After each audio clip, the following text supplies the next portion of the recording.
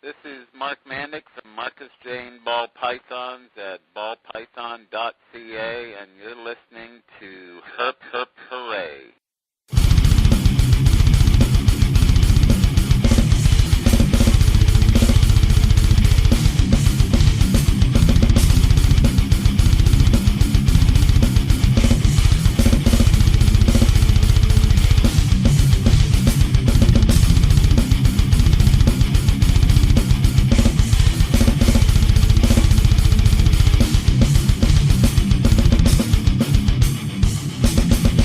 It says here we should work in teams. I tend to think of myself as a one-man wolf pack. You are about to enter information overload, a worldwide transmission with Herp Herp Hooray's featured Breeder of the Week. Here's your host, Jason Rossi.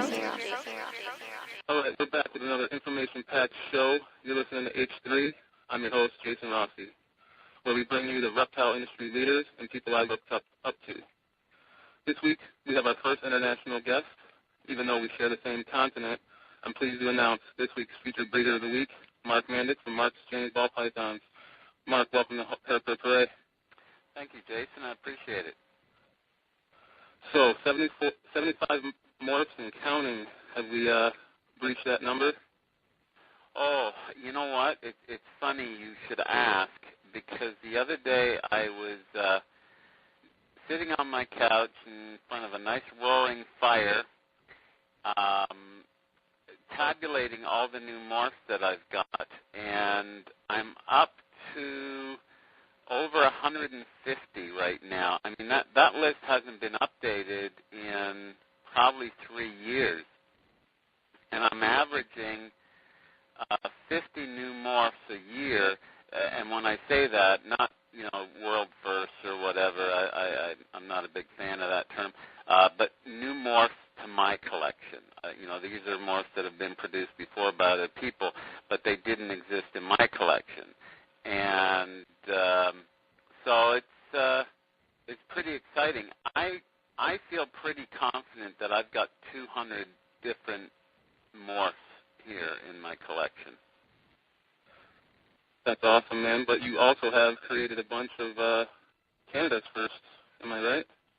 Yeah, a lot of Canada's firsts. This year was, I like to call them World of BallPython firsts, because there's really no way of knowing whether they're world firsts. But, I think the World of BallPythons has become kind of like, the go-to website to see what's out there in the different combinations and who produced them first. And this year I was lucky enough to produce 15. So it was quite the banner year. Wow, man, that's impressive.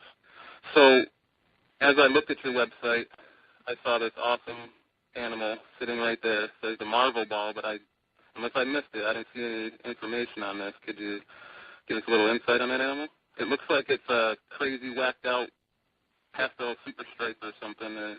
Well, that's exactly what it is. It's a pastel super stripe, but it's a citrus pastel super stripe. And I'll tell you a little story about this snake.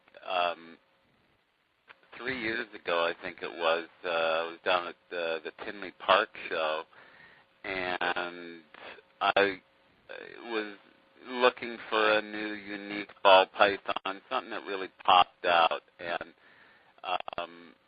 what I generally do is, I'll look at the big guys' booths and everybody's booths, but sometimes, you get these smaller breeders and they've got these hidden gems, and people don't, kind of pass them by. And I was working the aisles, and I came down one aisle, and there was this big crowd hovered around. People were taking pictures, whatever, and I'm thinking, I don't know what they were taking pictures of. Maybe it was, a banana combination or whatever. And, I finally got a look, and there was this snake, which was the Marvel. And everybody's doing an awing, and then they hand it back to the vendor, which ended up being Mark Haas. And they all disappeared. And I'm standing there looking at this snake, and he had that snake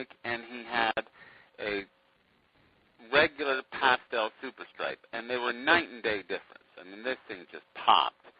And he gave me the lowdown on the snake and what the breeding was and the parents and whatever. And it ended up being from a citrus pastel ivory that he got from Amir.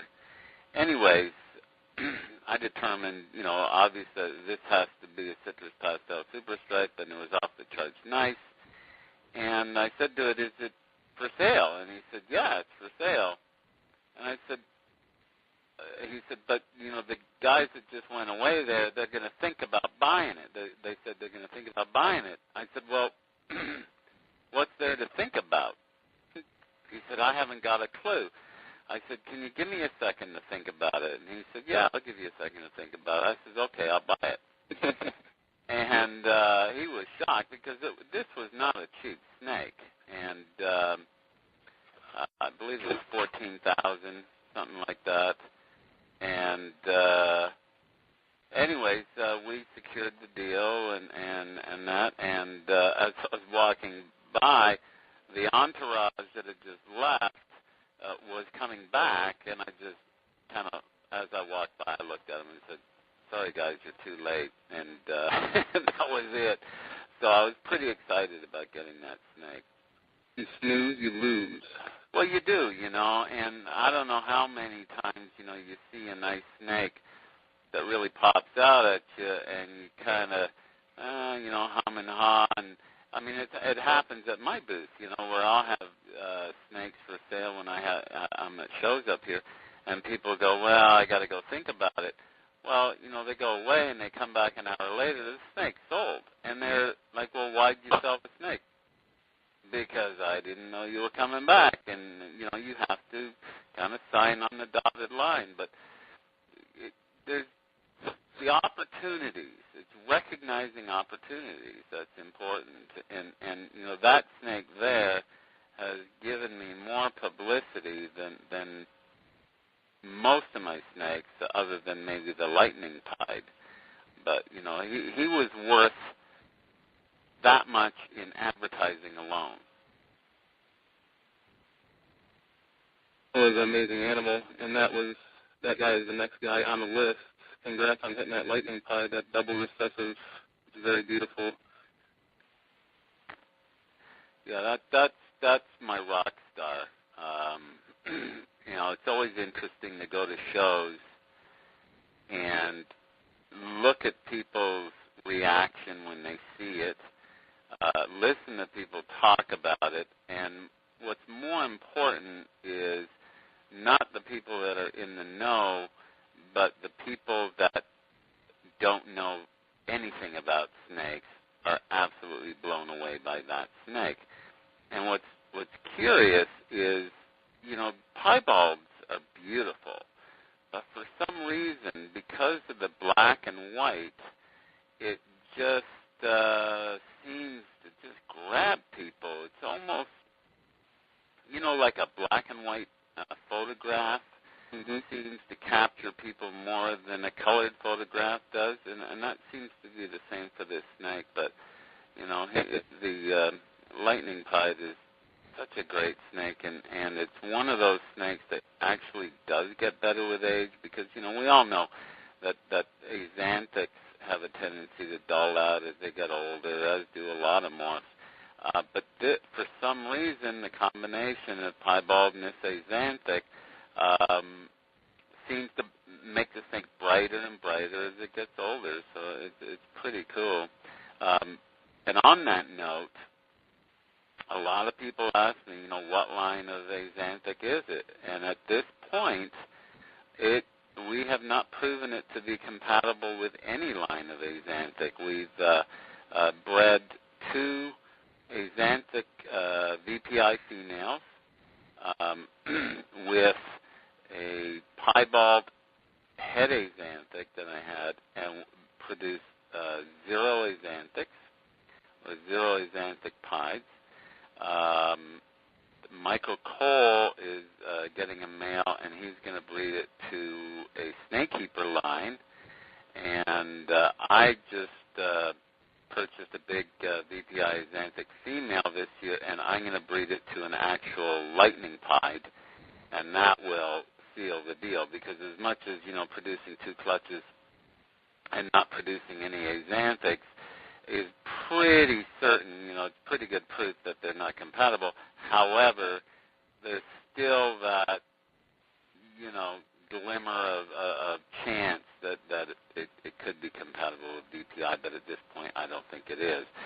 And if it's not compatible with Snakekeeper, it's pretty much a given that it's my own unique line of Xanthic. The MJ Xanthic? Yeah. So would it be better for you financially if it was compatible, or if it wasn't compatible? How does that work? If it's going to work in people's collections, is it going to be better off for you, or going to be better? That's a really, really good question, and I hope it's my own line. Financially, I don't care. It's not a financial thing. I think, to kind of get your name in the record books, we all know there's the VPI Xanthic, we all know there's the Snakekeeper Xanthic, and we all know there's the Jolliffe Xanthic. So to have your own established line of Xanthic that seems to be better than any other line out there would be pretty cool. Awesome. So why don't you explain to us the Blue Diamond? What's that play with that gene there? The Blue Diamond, that's actually the Vin Russo. Oh, okay. Okay. And I believe when Vin produced the first blue-eyed leucistic, he called them Blue Diamonds. And are you on my collection page right now? I can be. I'm there now. Okay. Because I'll go there as well, and I'll know what you're talking about when. Let's see here. I don't even know where I got it on here. But yeah, Vin produced that snake. I believe, and I might be wrong, but I believe that was the first blue-eyed leucistic ever produced. Was the one that Vin produced. So, and that snake, the Blue Diamond hat. I call them Blue Diamond hats. The Vin Russos, whatever. Apparently, they're the same as Mochas. They're such a striking snake, a very, very nice snake as an adult, and not a lot of people have them, and I think a lot of people are kind of missing the boat on this. It's one of those hidden, under the radar, type genes, almost like a few years ago what the Orange Dream was, and look at it now, what it's doing. Pretty incredible. So do you breed that with the Butters and Lessers also, or just the Mojaves? No, I'm going to actually breed it to a Phantom. Nice. Yeah, I like Phantom and Mystic, same thing in my book. But I saw I believe it was Amir that had some on his table. It was the Mocha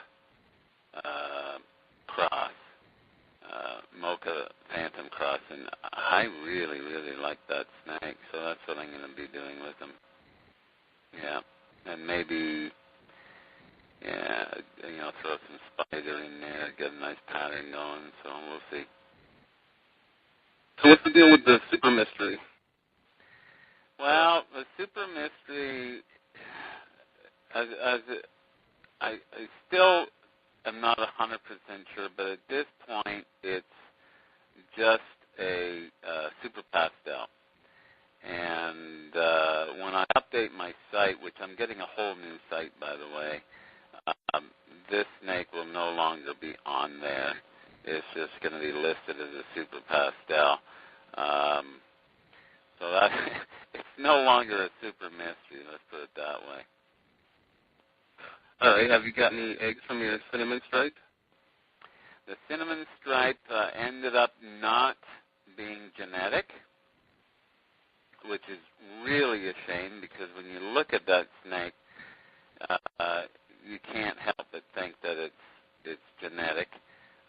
I ended up breeding her to a yellow belly and then keeping a sunback, breeding the sun back to her, and didn't produce anything like her. And so it's obviously not dominant, codominant, or recessive unless I missed, but I doubt it. You know, so she's actually no longer in my collection. I sold her off. How about the granite stripes there? They're pretty good looking. Yeah, pretty good looking, but again, same thing, did not prove to be genetic. Very surprised by that, but you know, you win some, you lose some. All right, hope we got a winner here. The Black Velvet.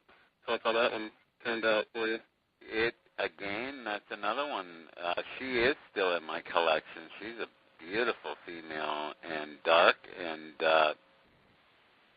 she didn't prove to be genetic as well. So it's a shame. You know, I just consider her a very aberrant normal. Nice thing about it is, you know, she'll spit out, 10, 11 eggs. So she's not going anywhere, even though she is normal. Got a permanent home there. Yeah, and she's just one of those super reliable snakes. I mean, she never stops eating. She's always eating. And, up until the point where she's ready to ovulate, and then she goes off food. And, the day she lays her eggs, she's back on food. And, so she's a great snake that way. Can't ask for anything more out of a ball python. No, and that's really rare, to get that. Lately, I've been getting some. I've gotten into the vanillas, and boy, they're eating machines. I'll tell you. They go crazy. I mean, and consistently.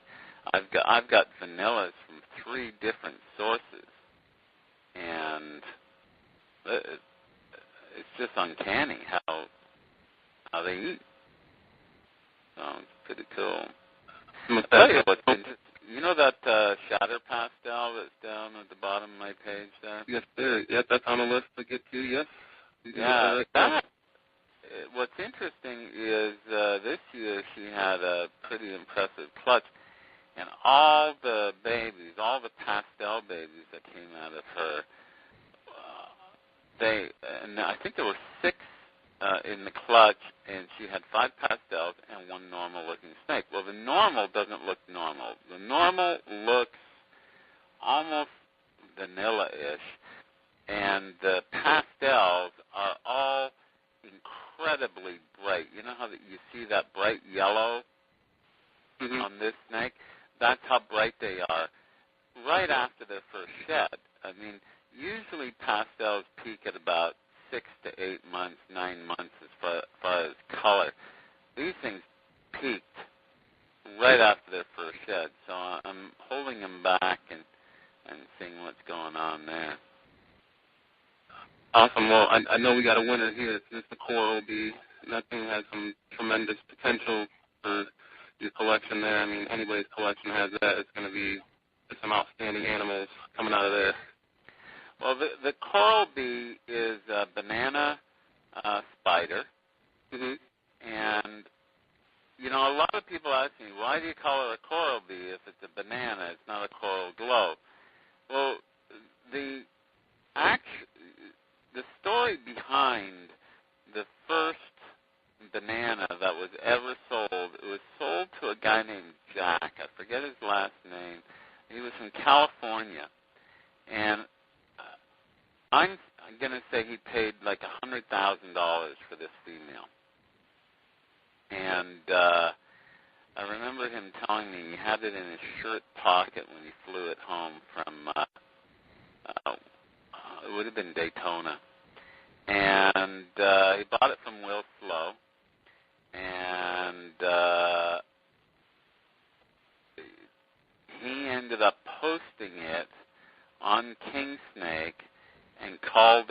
a coral albino.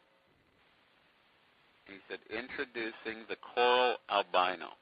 And you can still find the post if you look, if you search King Snake's archives. I think it was back in 2002 or something like that.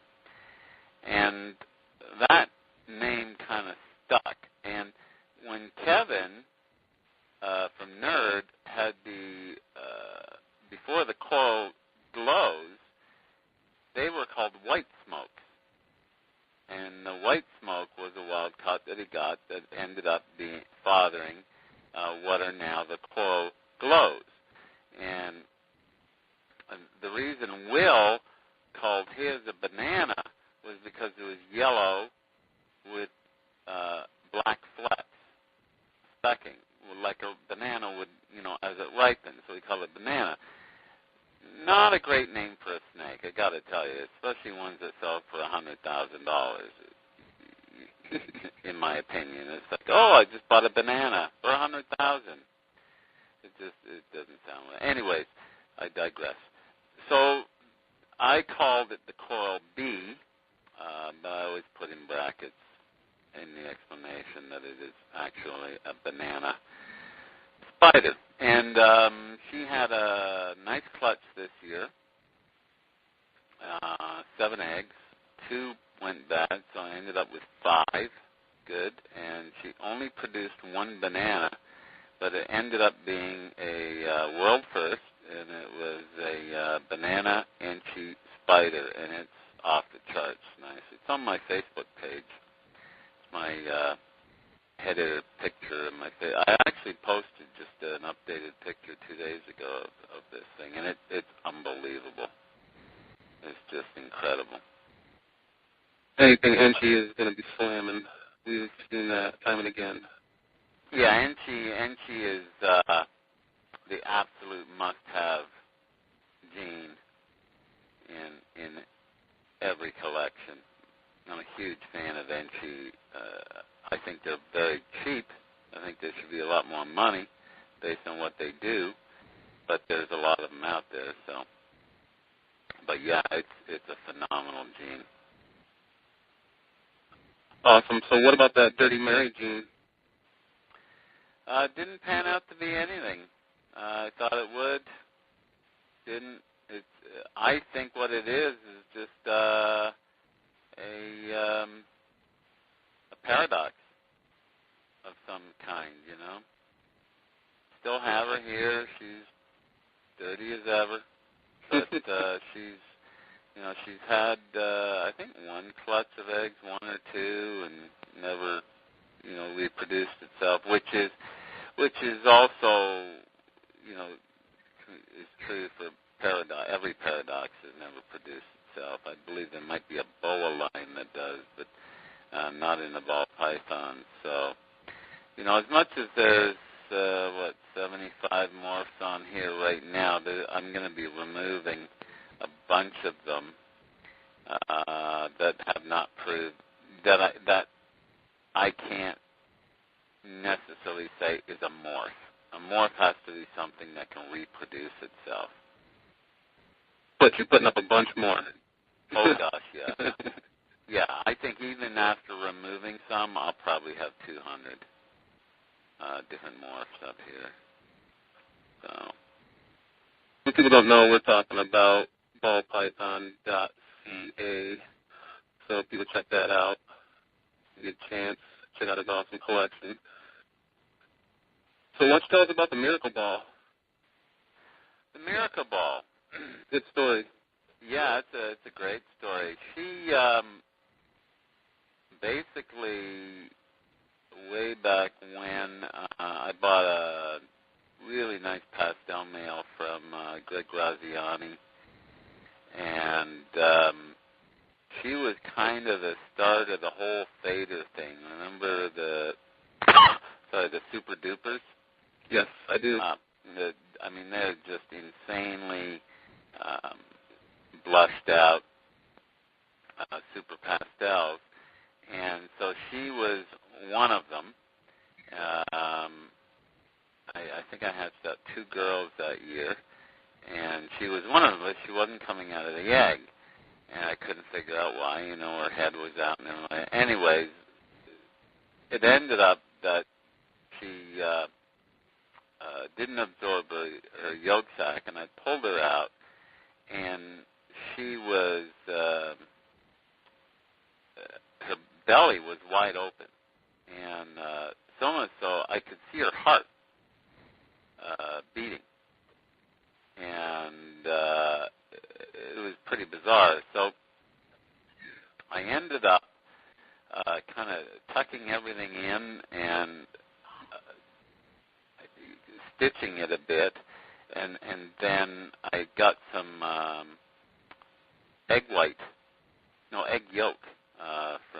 chicken egg yolk, putting it in a syringe and putting a tube down her throat and filling her belly with chicken yolk, and kept her on paper towel, and lo and behold, her belly just started to close up and seal, and she survived, and she's still in my collection today. She was hatched in 2002, and she's thriving. And I've never bred her and never plan on breeding her, but she's just a cool little girl, and she has a lot of fight, and obviously, to survive this long. But you flip her over and you look at her the stitching, which actually you can see on the page there with it all closed. So she it's quite something. Slash surgeon. Slash surgeon. Yeah. But you know what? I just have a real problem saying, I just can't put these animals down. It really bothers me when people do that. But, I guess in some situations you do have to do it. But I'm always trying to figure out ways to make them survive. I had, let's see here, I'm looking at a picture of her. I had a snake this year. It was a piebald that had a kink, and I called him Quasimodo, and I put him on my Facebook page. He was pretty cool, and I just said, look, I'm not going to put this snake down. I want to find a good home for him. If somebody would take him and promise never to use him for breeding or whatever, and I just couldn't believe the response that I got from people that just wanted to give him a loving home, and I ended up giving him to a woman who was through her son. He sent me this long letter saying, my mom's had a very tough year. My brother just died. He had, I forget, cerebral palsy or something, and it was a real battle for her, and she's a great lady, and she would just love this snake, to give her something to focus on. And sure enough, I said, yeah, okay, and sent it out to her, and she was, all crying and happy, and it was great. It was a nice, happy ending to a snake that, I'm sure there are some breeders out there who would just say, that's no good. But they're all good for something. Making a difference, man. Let's stand up right there. Yeah. All right, well, the Ulremel, it's cleared up a little bit. That thing is a beautiful gene to have in your collection. Oh, yeah, the Ulremel's a great gene. I think it kind of it's positive in the fact that the females breed. They're a great-looking snake. I mean, I'm a huge fan of the caramels. That was the snake that kind of really grabbed my attention when I first got into ball pythons. I loved caramels, still do. They're such a beautiful, beautiful snake, but, they do have issues with, some kinking. They have issues with females laying eggs, although more and more people are being successful with caramel females now laying viable clutches, which I think is just a temperature thing. But the Ulremel is a pretty cool snake, and it does some nice things. A friend of mine, Don Patterson, hatched out an Ulremel pastel this year, and it's a beautiful snake. Just glows, absolutely glows. So I'm looking forward to putting that the Ulremel into a lot of projects. You gonna mix it with the Pied? Yeah, I've already started that down that road. I'm gonna mix it with a lot of things. I'm all about the bright, making the bright, and because those are the snakes that when you're looking at a table full of snakes and you just kind of scan that table, it's the bright ones, for me anyways, that pop. I want stuff that's going to pop. And, the Ulremel will do that. Awesome. So how's your season going? Well, my season really hasn't even started yet. I'm a little behind because I just did a big reorganization of my rooms and racking, and I just brought in I don't know, 6 new ARS racks and got them all set up and had to move all the old racking out. I had all melamine, some melamine. So now my main room is all ARS, and I've got some boas in there as well that I keep in the Centec, the big aluminum Centec cages, but it's completely melamine free, which is nice. So I'm just getting to a point now where I'm picking my males, picking my females, who's going to be breeding who, and I'm pretty anal when it comes to organization and having everything identified precisely.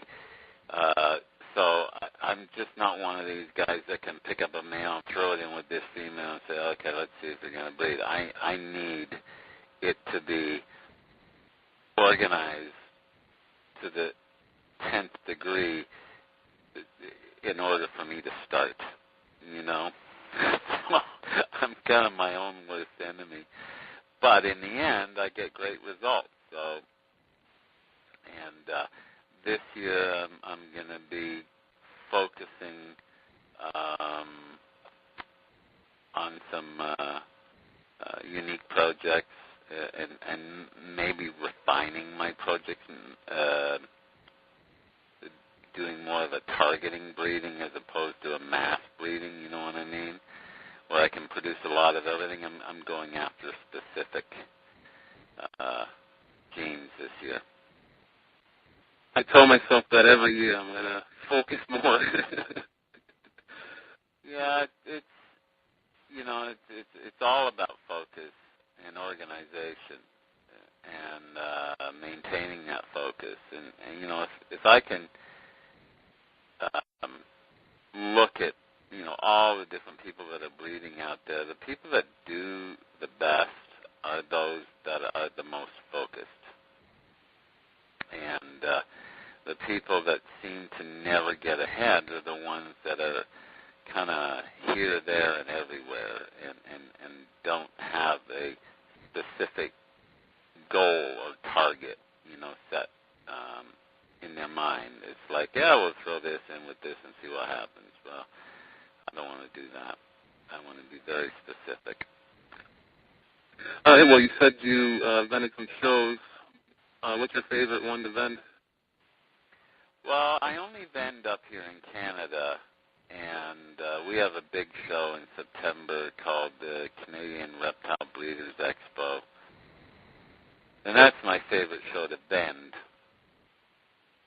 It's a 2-day show, and this year I had I guess my booth was 40 feet, which was big, but it was a lot of fun.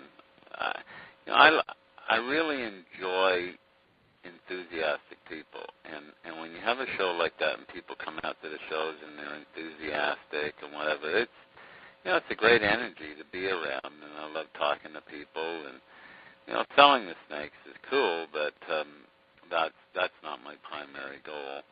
I sell snakes all the time, whether it's off the web or people contact me or whatever. But what's interesting about doing shows is gauging the reactions, and those reactions that you get at these shows can really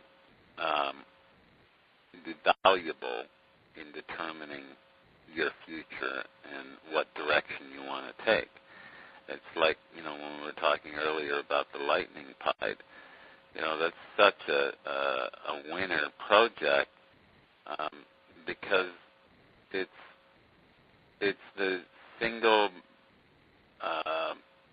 most important snake I have in my collection in regards to enthusiasm from people. So, it kind of tells you right there that's the one you want to keep going with, whereas, there's other snakes that you can put on your table and nobody gives it a second look. They might be a nice ingredient for down the road, but unless, they have that wow to them, you might want to say to yourself, maybe I should rethink this. So you're doing a little market research there while you're showing off the beautiful animals.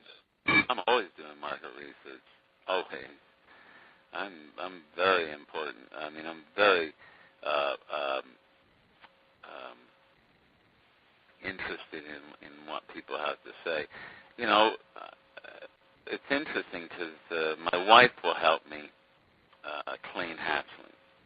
And we do it together, and we have a system where we have the table, and I've got a shop vac, and we've got the disinfectant, and we got everything. And so as I've got the tub, and I'm cleaning the tub, and doing this, she's getting another tub, and by the time she gets back to me with this tub, she's moving the tub I just cleaned back with the snake.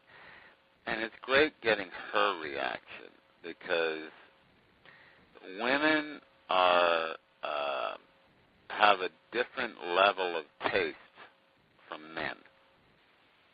And after all, women are the ones that buy purses and shoes, and they understand fashion and color and how color works and this and that far more than us men. And so I'm always interested in hearing her reaction to these snakes. So, when we're out there, and right now, my hatchling room will hold 620 babies, and I've probably got, 550 out there right now. So when every time she open a drawer and she brings it over, she'll make a comment if she likes the snake. And it's not me saying, so what do you think of this one? Or what do you think? It's like, oh, wow, that's beautiful. That's what matters to me, is hearing what she's got to say. And because how many times are you at a show where the guy wants to buy the snake, but before he does, he looks at his wife or his girlfriend or whatever, and it's like, can I buy this? So if we got her on board, that's most of the battle won right there. So I like to hear women's opinion of my snakes. tell you, man, we're a lot the same. I hold a lot of weight to what my wife thinks about animals, and we'll go that direction. You know, that's why we got into pies, because we both were in love with them. Right. Yeah. So pies they're such an amazing snake. Yeah. All right, so you guys are up there in Canada. Yeah. Now tell me, do you guys have any laws against keeping pets? Well, there are some, communities or cities that have bylaws, preventing people from owning certain types of snakes and whatever. It's not that bad. I know you have some federal laws or whatever that are preventing certain people from owning certain snakes, but it's more or less different communities that are putting in these bylaws. Whether they're enforced or not, I don't believe they really are. It's just one of those situations where they kind of have them on the table just, to kind of heed warning, but people still own their snakes, that's for sure. But it's, we're a pretty liberal country up here. We look at things a little bit differently from the way things are looked at in the States sometimes. I keep telling the wife I want to move to Canada, but we're getting there. We were down in North Carolina for a little while, but we're getting there. And why would you want to move to Canada? I don't know. It just seems, like you said, everybody's a little more laid back, not so uptight, wound up, and, not trying to be controlled, I guess. That's a big part of it. I'd like to be free. Well, and it's interesting. I've got a lot of friends in the U.S., and I love the U.S. I love the people in the U.S. But what you do have down there that we don't have up here are radicals. You seem to have a lot of people that say, hey, I believe in this, so you have to believe in this. Or if you don't believe in what I believe in, then you're wrong. And, because I don't want to own snakes, nobody should own snakes. Because I don't want to own animals, nobody should own animals. And it just seems like there's so many groups fighting against each other, like, the American Humane Society and PETA and whatever. And it's like, up here we don't have that. And maybe because we're more multicultural or more of a melting pot, maybe because it's just so damn cold up here in the wintertime, we tolerate a lot more. I don't know. But, people need to mind their own business. If I'm not hurting you, then leave it at that. But they don't seem to do that. They seem to want to have an agenda. And it's frightening because you're supposed to be the freest country in the world. But there's so many people telling you what you can do or what you can't do. And I'm not necessarily saying it's government. It's more special interest groups, lobbyists and so on. It's ridiculous. So anytime you want to move up here, just let me know.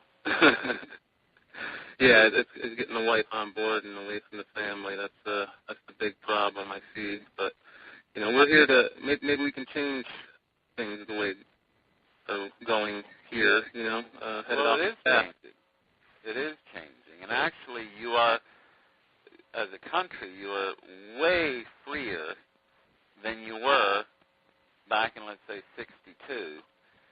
There were so many more rules and regulations and this and that in your country than there are now. But what's interesting is the two big issues, in my opinion, where we differ from the U.S. is, we have same-sex marriage, we can smoke pot. I don't. But it's not a situation where people are being thrown into jail for smoking marijuana. And, 2 states just legalized marijuana. I believe it was Colorado and Washington State. And, the rest of the country needs to jump on it and say, a joint or alcohol. Seriously, there's no difference as far as what it does to you.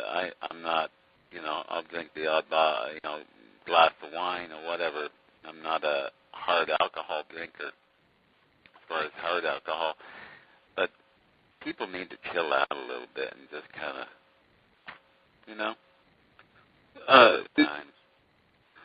we have more prisoners than China. So it's ridiculous. Yeah, and most of it's because of weed. Yeah, non-violent crimes. Yeah, but again, that's big business, right? It's big business for private companies to run these prisons. And that's how you fund black ops. Yeah. But anyway, Yeah. I love American people. I've always, said to my wife, I know the Americans when they call me because they're always so polite. Always. And it's, you've got a great, great country. And I just wish you guys would chill out a little bit. And those people that are constantly sticking their nose into your business, they just need to have their nose punched a little bit, Say, get the hell out of my face. They need to vote them out of office. Well, it's not necessarily politicians that are doing it. It's special interest groups that are doing it. It's your PETAs that are, in your American Humane Societies and whatever that feel they have to infringe on other people's private lives. And are just useless. All right. Well, that was a great answer, Mark. Is there anything else you'd like to touch on before we end this episode? Not really. I wish I could, tell you what my plans are for this year, but I really don't know at this point other than, I've got a few key males that I'm going to be breeding. I'm really bullish on the Orange Dream stuff, leopard. Love the leopard gene. I think that's one of those genes that kind of was flying under the radar as well. Because, anytime that you can get a color and pattern mutation working for you, prime example of that is the clown. I mean, the clown is the comeback kid this year. I mean, look how many people are going crazy over the different clown mutations. So it's pretty exciting to see. So we'll see what happens. All right, well, we'll have to have you back on so you can tell us about all the cool things you created this year. I'd love to. Awesome. Again, thanks, Mark, for coming on Herp Herp Hooray. Oh, it's my pleasure. Anytime. All right. That's going to do it for this week's episode of H3. Remember, you can listen on our website, RockyReptiles.com, or you can download it at iTunes. Herp Herp Hooray, out. Hey, this is Robin at the Reptile Report, and you're listening to Herp Herp Hooray.